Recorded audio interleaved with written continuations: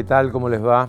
Hoy tenemos el gusto de tener a Luz Balbastro con nosotros, abogada, escribana, tuvo su paso por la política santafesina. Hoy dirige lo que se ha transformado en el Museo a Cielo Abierto del Cementerio Municipal de Santa Fe, con su historia, ¿no? Su historia centenaria, más que centenaria, ¿no?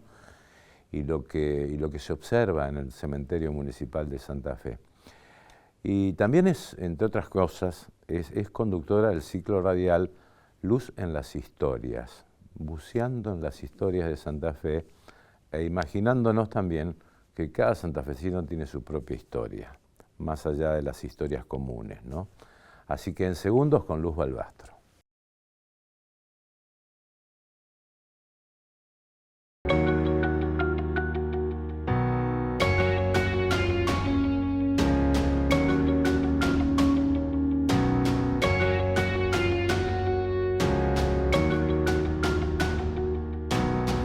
Hola Luz, ¿cómo te va? Hola Guillermo, bueno, muchísimas gracias antes que nada por este diálogo, muchísimas gracias. Madre de 3 hijas. 3 hijas mujeres, 3 ya, hijas mujeres. ya señoritas, ya han volado, Ajá. Cada una haciendo su recorrido, su camino, afortunadamente todos bien. Bueno, docente, abogada, escribana. Ahora, un momento clave, me parece, ¿no? Me lo vas a decir vos, ¿no? Que fue la inundación de 2003, ¿no? Te inundaste. ¿Cómo fue ese momento? Sí, para mí, como tantos santafesinos, fue un quiebre. Fue la razón por la que yo me involucré en política. En ese entonces vivíamos en Barrio Roma, teníamos el estudio y la escribanía ahí en Barrio Roma, sobre calle San Juan. Yo era directora de una escuela del Liceo Fluvial, la escuela que está en el puerto, que se inundó y después fue centro de evacuados. Y yo fui parte de la desesperación de esa ola de gente que salía corriendo sin saber a dónde. Todavía tengo presente las miradas grises, perturbadas, desorientadas. Estar parada yo en calle San Juan y Mendoza y venía el agua, venía el río y venía la gente a la nada, no se sabía qué. Yo en ese momento tenía mis 3 hijas en casa, las llamé a mi mamá, le dije las tengo que sacar de acá, las tengo que sacar de acá, y fueron a Paraná. Yo tuve la bendición y la suerte de tener de dónde poder alojarlas y sacarlas. Otra gente tuvo que estar en centro de evacuados. Y me dolió muchísimo, me dolió porque yo no quiero esa ciudad para mis hijas, para mis 3 hijas, ni para mis sobrinos, ni el día de mañana lo que se multiplica en la familia. No la quiero para ningún vecino. Nos mataron la dignidad. Y no fue, el río Salado fue simplemente el síntoma de la desidia, de la dejadez, de la corrupción. Y entonces yo dije, algo tengo que hacer. A ver, ¿qué hago? ¿Cómo me involucro? ¿Desde dónde me involucro? Para tratar de cambiar Yo en ese momento quería cambiar todo, uno después se da cuenta que es mínimo, pero bueno, ese granito de arena. Antes de involucrarte específicamente en la política, ¿cómo fue tu reacción en el momento de la inundación? ¿Qué hiciste en el momento de la inundación, más allá de poder trasladar a tu familia?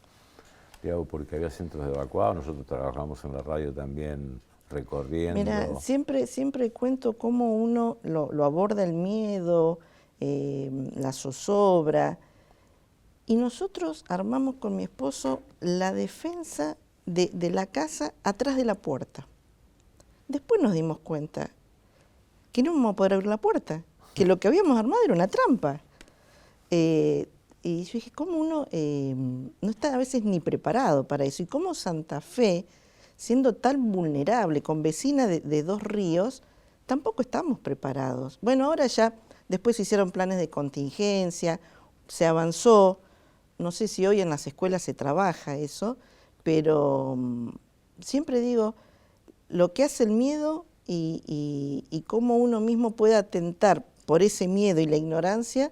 En el caso nuestro pusimos la defensa, las bolsas de arena del lado de adentro, así que el agua y nosotros cerrando del lado de adentro. armamos una trampa por el miedo y la ignorancia. ¿Y estuviste en centros evacuados? Nosotros, yo afortunadamente no, hicimos todo nuestro, toda la familia se trasladó a la casa de mi madre. Y no, pero digo, ¿visitaste sí, algún centro sí, evacuado? nosotros en el Liceo Fluvial, yo en ese momento era directora del Liceo Fluvial, es esa escuela que está en el puerto. Primero se inundó, esa mañana que se inundó, que llegó el agua al sur, nosotros teníamos 2 piraguas, salimos con las 2 piraguas a remar y ayudar a sacar gente. Siempre me acuerdo que veníamos cruzando por atrás del Ateneo, yo ya estaba cansada de remar con las piraguas, veníamos con 2 alumnos que tenían más fuerza que yo y teníamos que cruzar el lago Sur que venía fuertísimo. Y entonces hicimos el cambio de remero y yo me abracé un poste. Por mucho tiempo había una propaganda del mago Chanfú, que era que estaba aquí en Santa Fe, pero altísimo. Y yo me acuerdo que me abracé ese poste para hacer el cambio de remero, por la fuerza que traía el agua. Después el agua bajó a la escuela y en la escuela armamos un centro de evacuados. Claro. Nosotros tuvimos más de 1 mes y medio como centro evacuado en nuestra propia escuela. Dijiste que ese fue un quiebre para involucrarte en la política.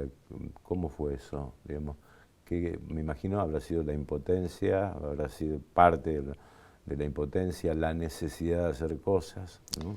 Sí, es la necesidad de hacer cosas, Guille. La impotencia, la bronca, la amargura, el decir, bueno, córranse y déjenme que yo intente.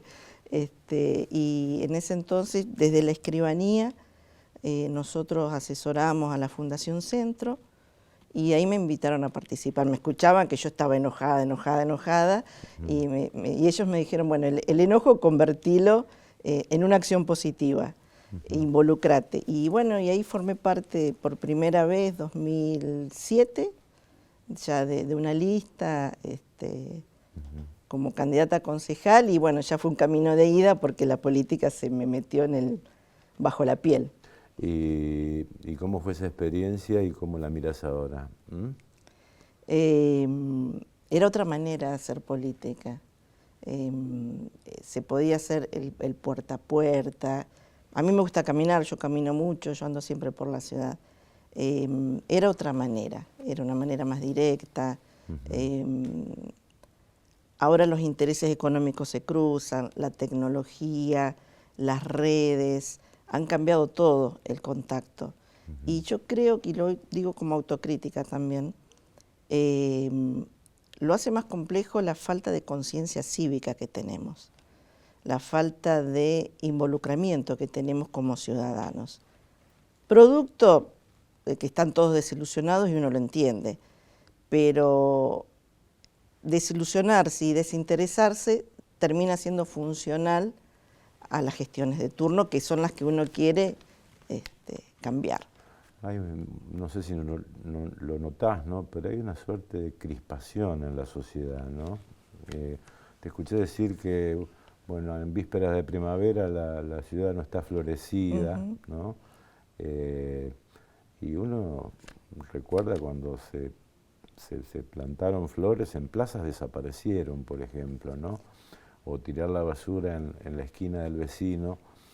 En su momento el actual intendente propuso, entre otras cosas, no propuso, sino manifestó su intención de lograr una Santa Fe de convivencia pacífica, ¿no? Tal cual. ¿Qué nos falta?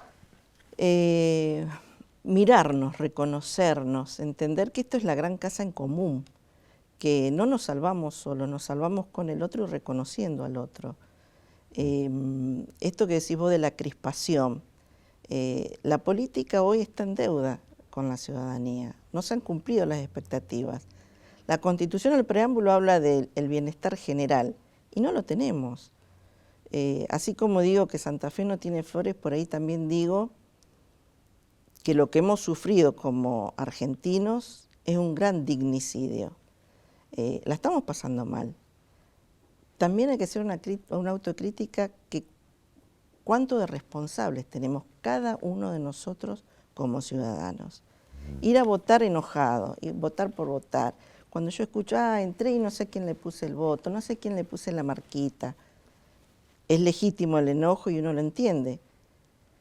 Y voy a la primera, a la pregunta que me hicieron a mí cuando me involucré. Si uno sigue enojado, no cambia nada. Entonces, cambiar ese enojo por acción.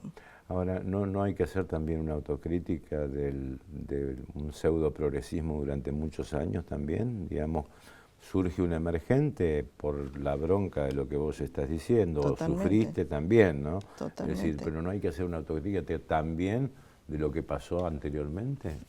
Claro que sí, claro. Falta la autocrítica seguro, que falta una autocrítica de quienes durante 20 años estuvieron conduciendo a nivel nacional. Mira, la democracia no es un buen sistema, pero es el mejor de todos. Hay otros que son peores. Entonces, es perfectible. Es perfectible. Es imperfecto, pero es el mejor que tenemos. Es el mejor que tenemos. Es lo mejor que tenemos. Es lo mejor que tenemos. Hay que trabajar para depurar las instituciones. Estamos en una profunda crisis, Guille. Crisis de valores, crisis de afectos. Ese pseudo progresismo creo que nos puso también un poco en esa situación. El relato, un relato mágico, como que todo se iba a resolver, nos puso también en esa situación. De 46 millones de argentinos, el 50% son pobres. Vaya si tiene que hacer autocrítica los que se fueron, y pensar la gestión actual, como decís vos, es un emergente del enojo. Es el resultado de una mayoría, que no quiere decir que él sea dueño de la verdad. Una pequeña pausa, enseguida seguimos. Claro que Vamos sí. a hablar del Museo a Cielo Abierto del Cementerio Municipal, de por qué te involucraste, o sea, qué pretendés de lo que sea el museo, ¿no? Un museo que fue, mejor dicho, un cementerio que fue trasladado a donde hoy se emplaza, que estaba en otros lugares de la ciudad de Santa Fe, y también de las historias de Santa Fe. ¿Y qué es Luz en las historias? Bueno, enseguida seguimos con Luz Balbastro.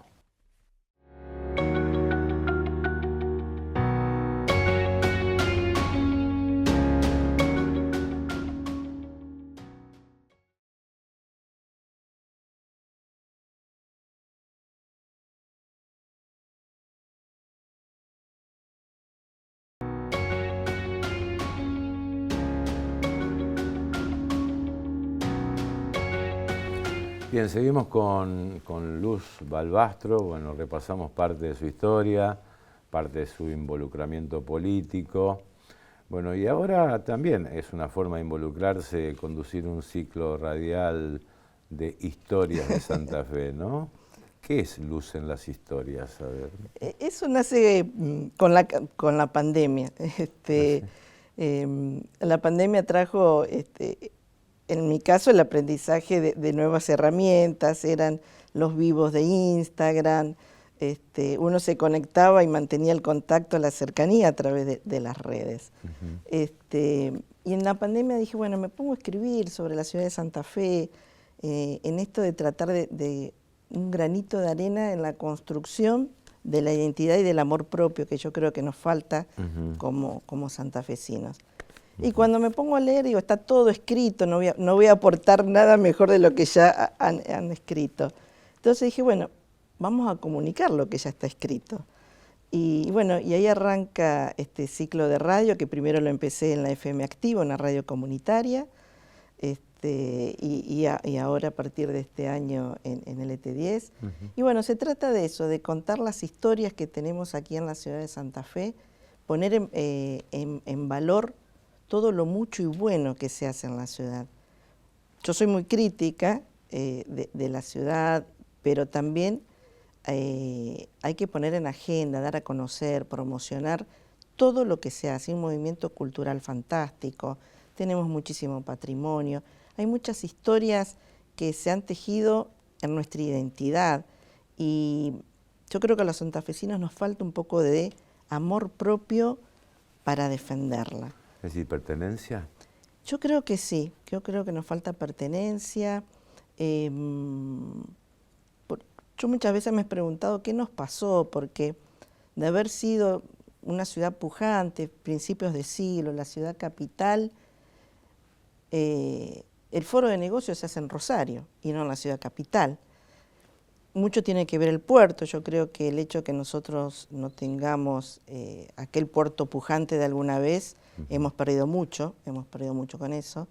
Y bueno, el uso de las historias se trata de eso, de dar a conocer todo lo bueno que tenemos aquí en la ciudad para tratar de potenciar la identidad y el amor propio. ¿Y cómo se eligen las historias, digamos, no? Porque esa es otra tarea, ¿no? Es una gran tarea, sí. ¿Cómo ¿Viste cuando uno se pone a estudiar de grande una carrera y dice, bueno, voy a estudiar tal cosa, pero después te das cuenta que te tenés que sentar, que hay que estudiar, que son otros los tiempos? Sí. Bueno, hay un tiempo de producción.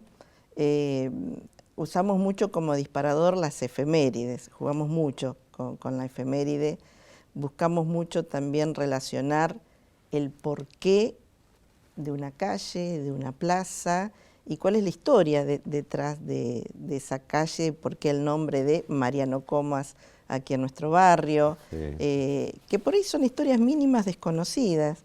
Que en una pequeña píldora como un disparador sirve a aquel que le prende el bichito para seguir investigando. Se trata de eso, de disparadores que sirvan para que el que lo escucha sí. Siga buscando. Sí, de lo que fueron los constituyentes por Avenida Facundo Subiría, de nombre de calles que fueron gobernadores e intendentes también a la vez. Totalmente, claro, ejemplo, sí, ¿no? sí. El Puente, Marcial Candiotti, Oroño, son todos personajes que tejieron nuestra historia, nuestra identidad. ¿Personajes olvidados, te parece? Muchos. Sí, yo creo que sí. Candiotti fue el primer gobernador. Claro, era el duque, era el caballero, y hay historias de cómo se vestía, con la prestancia que se vestía, cómo era un noble gaucho, y hay muchísima historia que tenemos. Tal vez sí, tal vez está un poco olvidada. ¿Y los santafesinos conocemos nuestras historias o tiene que ver con esta falta de pertenencia que vos mencionabas recién? Ahora hay mucho movimiento, somos muchos los que estamos en este tema de descubrir la historia detrás de la historia. Pero tal vez sí, tal vez nos esté faltando un poquito más de las escuelas, mirarnos más nosotros y no tanto mirar hacia el afuera. Es decir, no únicamente quedarnos con los símbolos, la cerveza y el alfajor. Sin duda, eso sirve, vale, lo simbólico, claro que sirve, pero somos más que la cerveza y el alfajor, sin duda. Somos sí. Cuna de la historia, cuna de la Constitución. ¿Qué historia encontraste en el cementerio municipal de Santa Fe? A ver. La verdad que estamos gratamente sorprendidos y nos ha dado la posibilidad de descubrir la historia detrás de la historia. Hay, por ejemplo, una escultura bellísima de un taller genovés, que es el ángel de la resurrección. Algunos lo llaman el ángel olvidado. Fabiani, el escultor genovés. Nosotros tenemos muchísima influencia en el cementerio y en el resto de la ciudad también de arquitectura italiana. Este ángel, por ejemplo, es un ángel tallado todo en mármol de Carrara, que cuando se encargó 1896 para que forme parte de una sepultura, como vino fallado porque lo habían pedido una sola pieza, en esa época se pedía todo por catálogo y se venía en barco. Cuando llega aquí al puerto de Santa Fe, no era una sola pieza, sino que el ángel y el alma que se está elevando era una pieza y las alas eran otra. 30 años estuvieron en litigio los dueños de la sepultura que encargaron con el escultor y el taller. Y entonces quedó abandonado en el cementerio. Y alguien, afortunadamente, la sacó de donde estaba abandonada y la colocaron en el ingreso a la derecha. Y es la única escultura que no forma parte de una sepultura o de un monumento, pero también es parte del arte fúnebre que tenemos en nuestra ciudad y que habla de la riqueza que en alguna vez a través de ese puerto, como Santa Fe, como ciudad capital, tuvimos. ¿Y qué se puede encontrar? O sea, aquellos, más allá de visitar a los deudos, aquellos que tal vez no conozcan el cementerio municipal de Santa Fe. ¿Qué se encuentra en el cementerio? Lo que hay que decir en relación a nuestro cementerio, nuestro museo a cielo abierto, que por la gran cantidad de riqueza arquitectónica y escultural que tiene el cementerio, está catalogado dentro de las ordenanzas de patrimonio como monumental, que es la categoría superior de protección patrimonial. En nuestro cementerio, como toda reducción simbólica de la ciudad de los vivos, las necrópolis son reducciones simbólicas de la ciudad, vamos a encontrar la historia de nuestra arquitectura, las modas, los ritos, las costumbres, todo resumido en un solo lugar. El cementerio es grande, tiene 11 hectáreas.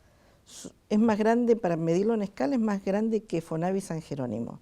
Tiene 11 hectáreas.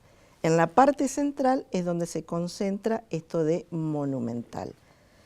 Tenemos escultores y esculturas de Rocha. Rocha era un artista que trabajaba aquí en La Recoleta. Y nosotros tenemos aquí en nuestro cementerio 4 esculturas de Rocha.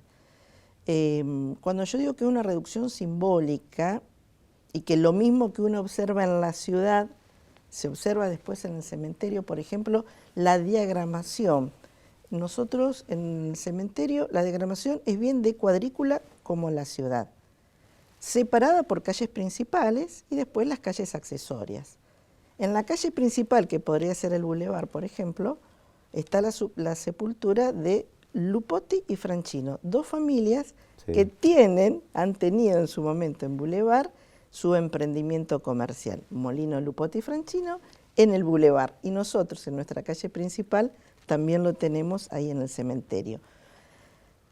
Embellecido con 2 esculturas fantásticas en bronce de Rocha, con mucha simbología. Por ejemplo, más allá del rostro doliente que se observa en esa escultura de mármol, hay, por ejemplo, un reloj de arena. Y ese reloj de arena te está hablando de la finitud de la vida. Hay una sepultura del general Jobson, que es muy bonita, que tiene, por ejemplo, un nogal quebrado. Y eso te habla que la vida se quiebra y se termina.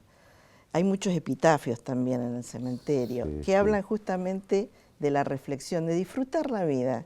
Y el epitafio de la entrada es, yo no lo trato de es un ejercicio, pero es un poema, ¿no? de que no somos nada. Totalmente, totalmente. Tú que ciego en el placer cierra los ojos, ¿no? El epitafio de la entrada, le digo al que nos está viendo, cuando uno entra a la izquierda, hay una escultura de Celdasec y arriba está ese epitafio. Eso es un espejo para la vida, es una enseñanza. ¿Va gente al cementerio? Va mucha gente, afortunadamente va mucha gente. Me he sorprendido con la cantidad de gente que va. Cuando el intendente Poletti me convoca, él me da la premisa de dignificar nuevamente ese espacio. Y entonces trabajamos en 2 columnas, en el servicio diario que se da de inhumación, sobre el cual estamos trabajando mucho con el personal y el sindicato en la capacitación, en manuales de procedimiento, en circuitos de expedientes. Tengo que decir que me he encontrado con un compromiso por parte del personal que vale la pena resaltar y que me parece que hace que los cambios duren en el tiempo. Eso en cuanto al servicio diario. Y después esto que es el reservorio de historia y de cultura que tiene y de arquitectura, que por lo cual nosotros hacemos las visitas. En los 2 ejes va muchísima gente a diario al cementerio. ¿Qué sentís cuando escuchás algún hecho de vandalismo en el cementerio municipal, ¿no? Bueno, hubo mucha bronca, se profanó la tumba de Sara Faisal, por ejemplo, en su momento, robándose artículos de bronce, que no es una canilla de un patio, no. Digamos... es la huella digital. Digamos, es algo absolutamente doloroso para los deudos y doloroso para todos, no es una canilla una canilla de la vía pública, ¿no? Totalmente, es doloroso, hablan mal de nosotros como comunidad, Porque bien lo decís vos, no es una canilla, no es una simple placa. En esa placa, primero que nada, se encierra el afecto y la intención, honrando la memoria de quien está ahí. El afecto y la intención de quien la encargó y la colocó. Y en segundo lugar, son verdaderas obras de arte. Entonces, están menoscabando nuestro propio patrimonio. Es como que nosotros a la huella digital de nosotros como comunidad permanentemente la estemos lastimando al punto que va a desaparecer. Ahí hay un documento, en cada placa que se han robado, han destrozado un documento y un parte de nuestra historia. Es un delito. Yo he ido, a mí me han citado y yo he estado en audiencias imputativas diciendo esto, es un delito y es irrecuperable. Yo lo pondría casi como un daño, como el daño ambiental que es irreparable, este menoscabo patrimonial es irreparable. ¿Se ha mejorado la vigilancia? Hemos mejorado, lo primero que hicimos fue, hicimos un recambio en la vigilancia, reforzamos con personal y estamos también reforzando con mayores cámaras e iluminamos todo el perímetro del oeste que no tenía iluminación adentro. Luz, muchas gracias por venir, ¿eh? Muy amable. Gracias, Guille. La verdad que un verdadero placer y agradecerte muchísimo. Bien, Luz Balbastro pasó con nosotros. Gracias, Rodri, Lauti, Selene, Jessy, por supuesto, en la producción. Nos despedimos hasta nuestro próximo encuentro.